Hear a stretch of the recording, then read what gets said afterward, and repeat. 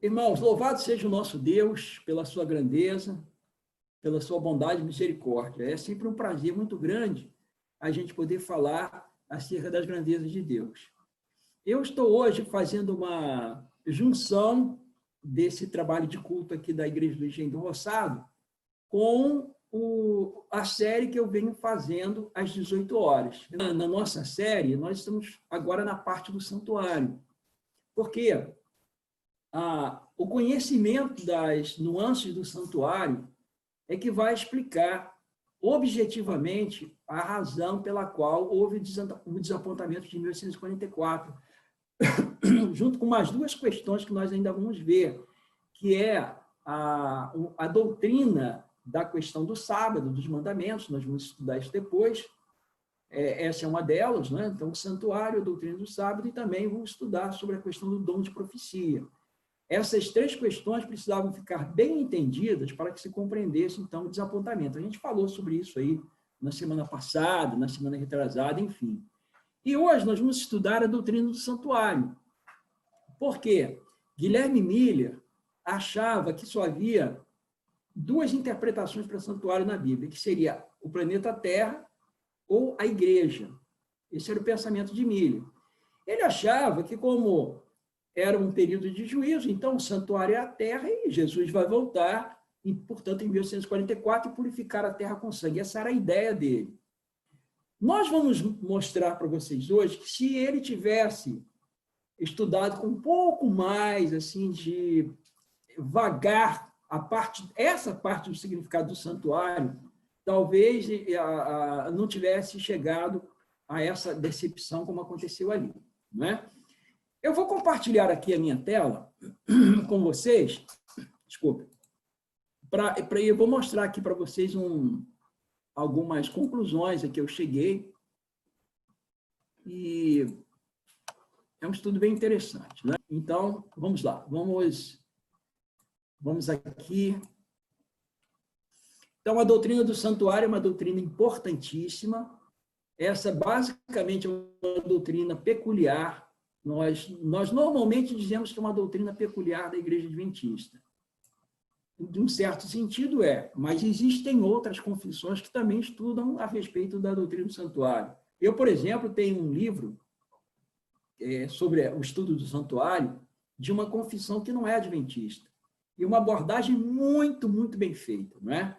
Mas, assim, a Igreja Adventista do Sétimo Dia é basicamente a única igreja que entendeu que, no dia 22 de outubro de 1844, começou, então, a purificação do santuário celestial. Bom, eu quero introduzir esse assunto com vocês, fazendo aqui eu fiz essa pesquisa de madrugada. É claro que ela não está perfeita, mas pelo menos para a gente dar uma ideia do que significa santuário na Bíblia. Então, eu fui pesquisando, assim, claro, não deu para percorrer tudo, mas eu peguei pelo menos o essencial. Tá bom? Então, santuário na Bíblia tem alguns significados. Santuários pagãos, são relicários pagãos, onde os pagãos adoravam. Então, você vai ver isso no primeiro livro de Reis, 17, verso 29, 32, 23, 19, etc. Paulo faz referência lá em Atos 17, 24, a templos pagãos.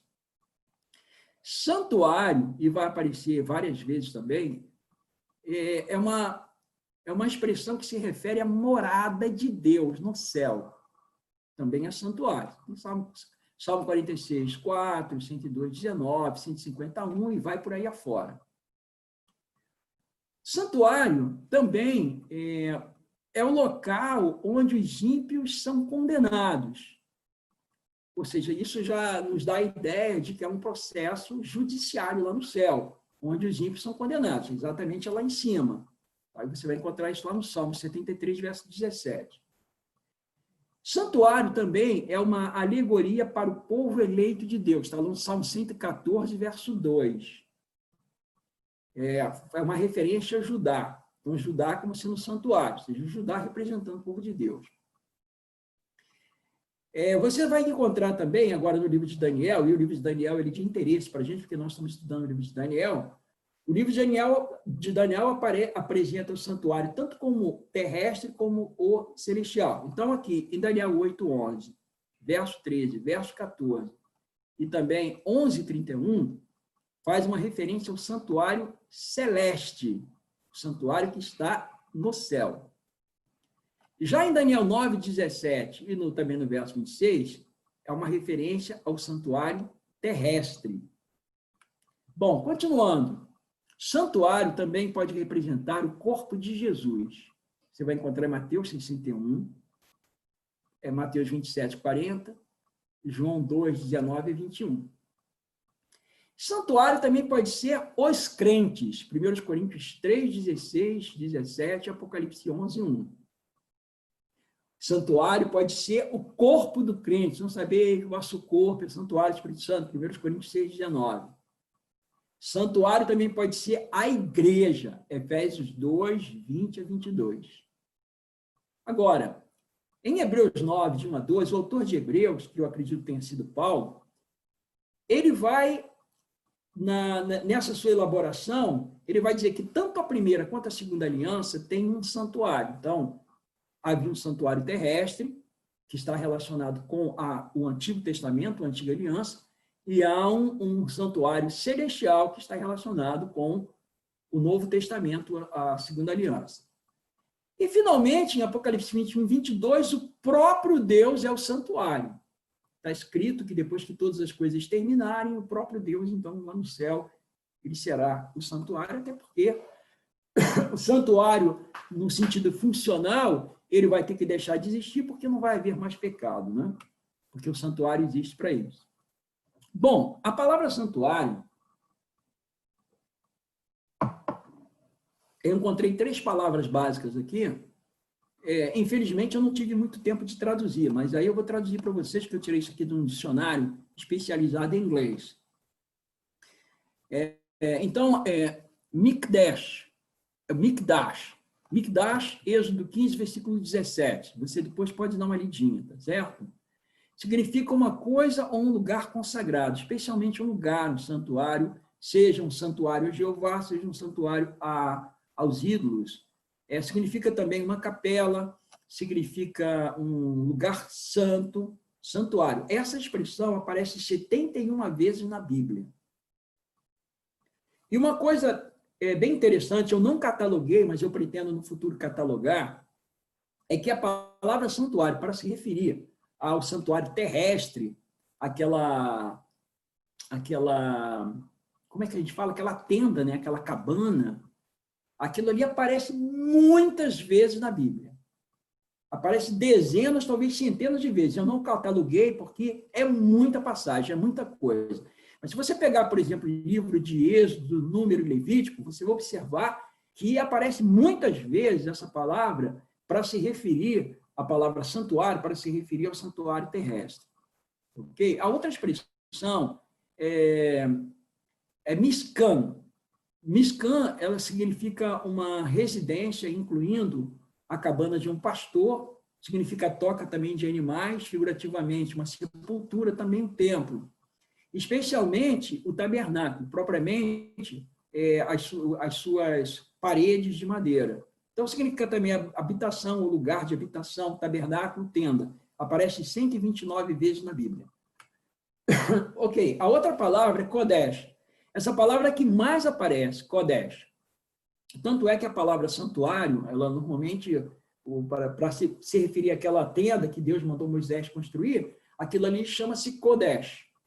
E a palavra Kodesh, Kodashim, significa santo dos santos. Kodesh, santo, Kodesh, Kodashim, significa santuário. A palavra Kodesh, ela tanto significa o lugar santo, como também significa o santuário como um todo. E Kodesh, Kodashim, vai significar o lugar santíssimo. Então, essa expressão significa um lugar sagrado ou coisa sagrada, raramente abstrato, significa santidade, coisa consagrada, coisa dedicada, coisa santificada, ou muito santificada, uma porção santificada, santo, santuário, 379 vezes. Bom, o Senhor, na tentativa de mostrar ao seu povo um processo de redenção, um processo didático, para mostrar ao seu povo como opera a transformação, como opera a salvação, como a redenção acontece e o horror do pecado, que o pecado é uma coisa terrível e que o pecado ele sempre requer o sangue. Ou seja, a palavra de Deus lá em Hebreus, capítulo 9, versículo 22, sem derramamento de sangue, não há remissão de pecados. Ou seja, o pecado provoca a morte. Quando Adão pecou, quando Adão e Eva pecaram, um cordeirinho, foi necessário que esse cordeirinho morresse. E aquele cordeirinho que morreu lá no Éden, ele é uma representação do próprio Senhor Jesus Cristo. Você quer ver uma coisa? Abra sua Bíblia em Apocalipse, capítulo 13, versículo 8. Alguns de vocês já devem ter visto essa passagem muitas vezes. Apocalipse 13, 8 diz assim: e adorá-lo-ão todos os que habitam sobre a terra, aqueles cujos nomes não foram escritos no livro da vida do Cordeiro, que foi morto desde a fundação do mundo. Inclusive que os tradutores aqui colocaram Cordeiro com letra maiúscula, porque eles entendem que aquele Cordeiro que foi morto desde a fundação do mundo é uma figura tipológica de Jesus Cristo. Ele tem o livro da vida. E aqueles que adoram a besta não vão estar com o seu nome escrito no livro da vida. Então, notem que Deus, quando ele mandou Moisés confeccionar o santuário, a ideia de Deus, o objetivo de Deus era mostrar um processo de redenção que iria culminar no Messias, mas enquanto o Messias não vinha, não chegava, era necessário, então, fazer um processo didático, digamos assim, uma lição objetiva para que o seu povo pudesse ter a compreensão, o entendimento de como a salvação aconteceria. Agora, esse próximo texto que eu vou mostrar para vocês é muito importante. Por quê? Porque quando Moisés construiu esse santuário, isso aí não foi uma peça de engenharia, não foi uma obra de artistas humanos, simplesmente. Não. Deus falou para Moisés o seguinte: Moisés, você vai subir no monte. Deus falou para ele ir no monte. E ali no monte, Deus apresentou para ele uma visão, deu a ele uma razão, né? Visão, a palavra razão é importante. Os profetas tinham essa razão, essa visão. E Deus mostrou para ele o santuário celestial. Aí ele diz assim, ó, Êxodo 25, 40. Atenta, pois, que os faças conforme o seu modelo que te foi mostrado no monte. Ou seja, o santuário terrestre, ele deveria ser construído conforme o santuário que está no céu. Ou seja, lá no céu você tem o verdadeiro, você tem o antitípico, e aqui na terra você tem, na realidade, uma maquete, você tem uma tipologia. Tá certo? Isso é importante a gente entender isso. Então, de fato, existe um santuário no céu. Existe lá. Peguem a sua Bíblia e leiam comigo Hebreus, capítulo 8. Vamos lá. Olha, o meu eu já abri aqui na primeira. Hebreus 8, a partir do verso 1, diz assim: ora, o essencial das coisas que temos dito é que possuímos tal sumo sacerdote que se assentou à destra do trono da majestade nos céus, como ministro do verdadeiro tabernáculo, santuário, que o Senhor erigiu, não o homem, pois todo sumo sacerdote é constituído para oferecer tanto dons como sacrifícios. Por isso era necessário que também esse sumo sacerdote tivesse o que oferecer. O que os sumos sacerdotes, os sacerdotes ofereciam? O sumo sacerdote, os sacerdotes, eles ofereciam os cordeiros, as cabras, os animais que eram sacrificados. Eles eram oferecidos ali, em troca, evidentemente, do perdão daquele pecador, né, que pecava. Agora ele levava um animal e o animal era sacrificado. Então, esse dom, essa dádiva, e especialmente a dádiva dos holocaustos, que eram aqueles animais que eram queimados totalmente ali, aquilo era uma dádiva do sacerdote. Era o sacerdote que entregava. Então, era um dom, um sacrifício do sacerdote. Isso era uma coisa muito bonita, muito esquemática. E Jesus também ele tem o que oferecer. O que ele tem o que oferecer? O seu próprio sangue. Porque Jesus ele morreu como o Cordeiro de Deus que tira o pecado do mundo. João falou isso. Em João 1, verso 29, João apontou para Jesus e falou, eis o Cordeiro de Deus que tira o pecado do mundo. Então, ele tem que oferecer. Ele agora chega no santuário e dispensa do seu próprio sangue. Ele é o sacerdote e ele também é a vítima. Então, ele reúne os dois ofícios. Aqui na terra, na cruz, ele foi a vítima. Ele foi o Cordeiro de Deus que tira o pecado do mundo. Mas agora, no santuário, ele é o sacerdote que oferece dons de sacrifício. E depois nós vamos entender o que vai acontecer no segundo compartimento. Não é? O sacerdote, ele atua no primeiro compartimento. Ele vai recebendo o perdão dos pecados, à medida que os pecadores vão trazendo seu sacrifício, ele vai recebendo. Sendo que, uma vez por ano, no 10º dia do 7º mês judaico, que era chamado mês de Tisri, havia o chamado Yom Kippur, dia da expiação. Era o dia quando agora os pecados que estavam registrados no santuário deveriam ser limpos e apagados. E isso também era feito com sacrifício. Era feito com sacrifício de um bode. A gente ainda vai falar um pouco mais sobre isso na semana que vem. Esse bode, portanto, ele representava o Senhor. Ele representava o sacrifício do Messias. E é esse bode que vai purificar o santuário. Aí você vai dizer assim, mas purificar do quê? Aqui o texto de Hebreus 9:9 diz em que se oferecem dons de sacrifícios. Purificar do quê? Toda vez que um pecador trazia a sua oferta, para que essa sua oferta fosse sacrificada aqui no pátio, o sangue desse animal tinha que contaminar o santuário. Ele era levado aqui para dentro do santuário, de algumas formas. Uma parte, muitas vezes, quando era sacrificado, uma parte era levada lá para dentro pelo sacerdote e se aspergiam os utensílios lá dentro do lugar santo. Outras vezes, uma parte do sangue era derramado na base do altar. E havia também aquelas circunstâncias em que o próprio sacerdote comia a carne daquela vítima, assava e comia. E aí ele entrava no santuário, e ele então contaminava o santuário. Uma vez por ano, portanto, tinha que descontaminar esse santuário com o sangue do bode. Isso é importante a gente entender isso.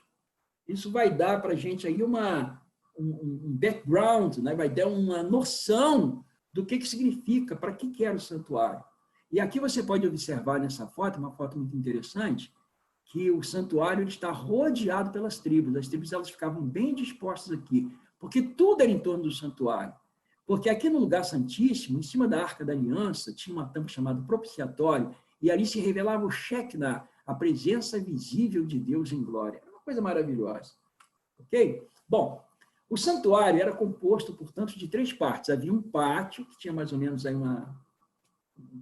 ele tinha 50 metros aproximadamente, ele tinha de comprimento, tinha um pouco menos de largura. Já a tenda, ela era composta de 2 lugares. O primeiro era chamado de lugar santo e o segundo lugar santíssimo. Então, você tinha um pátio, onde ficava o altar do holocausto, ficava também uma pia, havia o lugar santo. No lugar santo, do lado esquerdo, havia o castiçal de ouro, com 7 lâmpadas. Do lado direito, havia a mesa com os pães da proposição, eram 12 pães, 2 bobinas de 6 pães, que eram trocados uma vez por semana, de 7 em 7 dias, e havia, bem na frente ali, um altar de incenso. Todo dia de manhã, bem cedo, aquele incenso, ele era oferecido e ele representava, então, um pedido de perdão do povo, através do sacerdote, aquela fumaça passava por cima e entrava lá no lugar santíssimo para poder se aproximar de Deus. Ora, a primeira aliança também tinha preceitos de serviço sagrado e o seu santuário terrestre. Com efeito, foi preparado o tabernáculo, cuja parte anterior, onde estava o candeeiro e a mesa, e a exposição dos pães, se chamava lugar santo. Por trás do segundo véu, se encontra o tabernáculo, que se chama o Santo dos Santos, ao qual pertencia um altar de ouro para o incenso, quer dizer, o altar de ouro pertencia, mas ele ficava no lugar santo. Ele pertencia por quê? Porque o objetivo era jogar aquele incenso lá para dentro. Por isso diz que pertencia, mas ele ficava no lugar santo. Para o incenso e a arca da aliança totalmente coberta de ouro. Era aquela arca onde estavam depositadas 2 tábuas da lei, da qual estava uma urna de ouro contendo o maná e a vara de Arão, que floresceu, e as tábuas da aliança.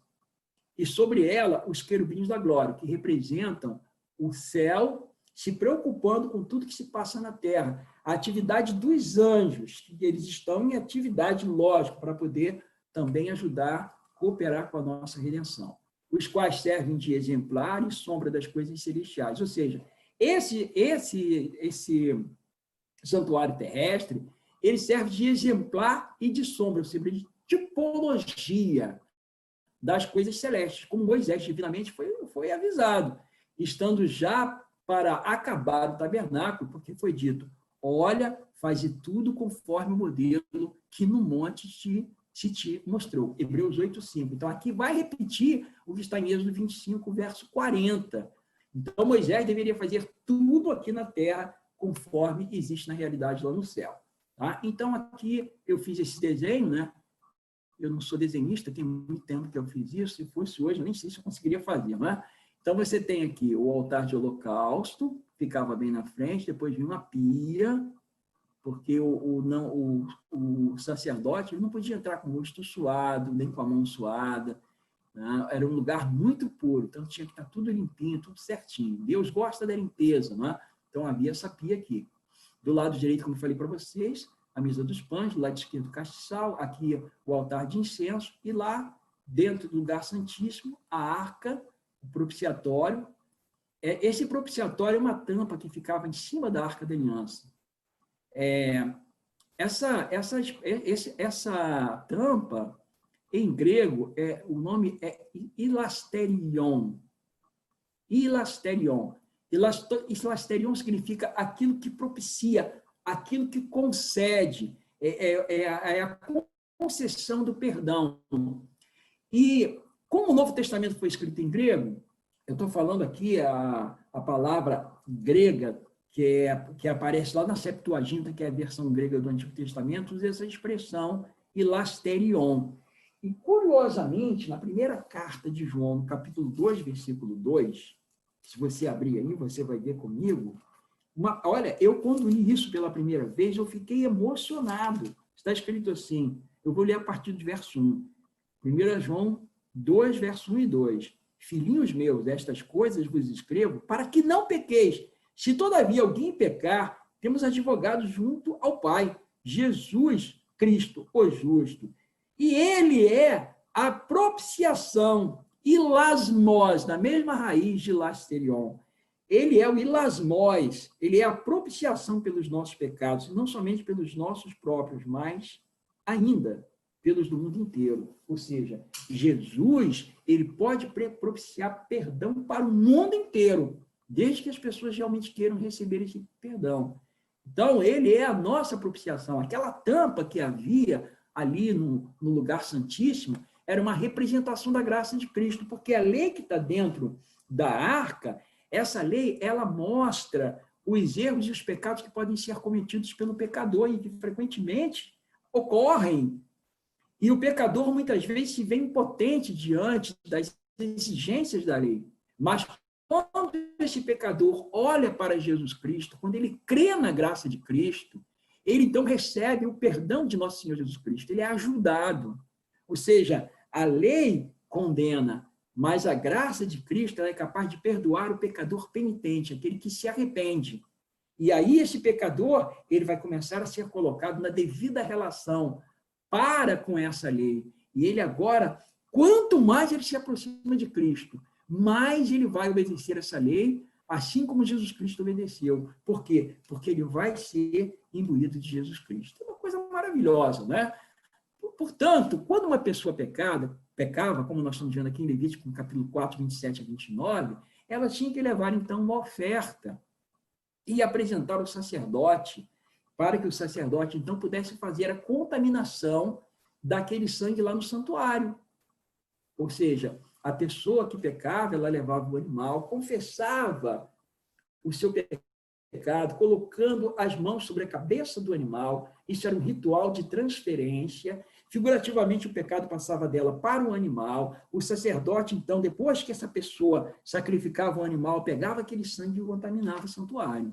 Isso significa que os nossos pecados, eles deveriam ser lançados sobre Jesus Cristo. Jesus foi a ovelha Jesus foi o cordeiro, digamos assim, o cordeiro que recebeu os nossos pecados na cruz do Calvário. Por isso, irmãos, nós devemos ser muito agradecidos ao Senhor pelo fato de ele ter morrido em nosso lugar, dele ter derramado sangue em nosso lugar. E devemos agradecer mais, porque ele, hoje, ele é o nosso sumo sacerdote. Nós vamos falar mais um pouco sobre isso na semana que vem, porque nós vamos falar sobre o Yom Kippur, nós vamos falar sobre o dia da expiação, nós vamos falar quando Jesus Cristo passou da fase do trabalho sacerdotal para a fase do trabalho sumo sacerdotal, onde ele está agora, que foi algo que aconteceu no ano de 1844, 22 de outubro de 1844. Eu vou apresentar para vocês essa porção agora, vamos estudar a respeito da questão do dia da expiação, vamos deixar para a semana que vem, e depois, se não der tempo, nós vamos ver as objeções que são feitas a este pensamento. Eu vou apresentar as objeções e vou apresentar a refutação dentro da própria Bíblia, utilizando a própria Bíblia como instrumento para mostrar a realidade dos fatos, tá bom? Então, que Deus nos abençoe, que o Senhor nos ajude para que nós possamos sempre nos apegar na palavra, crer no Senhor Jesus Cristo como nosso Salvador pessoal, porque é Ele que nos salva, e é Ele também que nos redime. É Ele que promete a eternidade, e Ele vai nos dar, de fato, essa eternidade. Mas agora, neste momento, o que nós precisamos fazer é lançar sobre Ele todas as nossas ansiedades, porque Ele tem cuidado de cada um de nós. E saber que Ele está no santuário, está na última fase, no último trabalho, lá no santuário como sumo sacerdote. A gente vai ver isso na semana que vem. E quando Ele terminar esse trabalho, Ele vai vir à terra. Agora Ele virá para nos buscar e vai se cumprir o que Ele prometeu lá em João 14, no versículo de 1 a 3. Ele diz assim: e vou preparar-vos lugar. E quando eu for e vos preparar lugar, voltarei e vos receberei para mim mesmo, para que onde eu estou, estejais vós também. Louvado seja o nome de nosso Senhor e Salvador Jesus Cristo, que vive, que reina e que governa para todo sempre. A Ele seja toda honra e toda glória para todo sempre. Amém.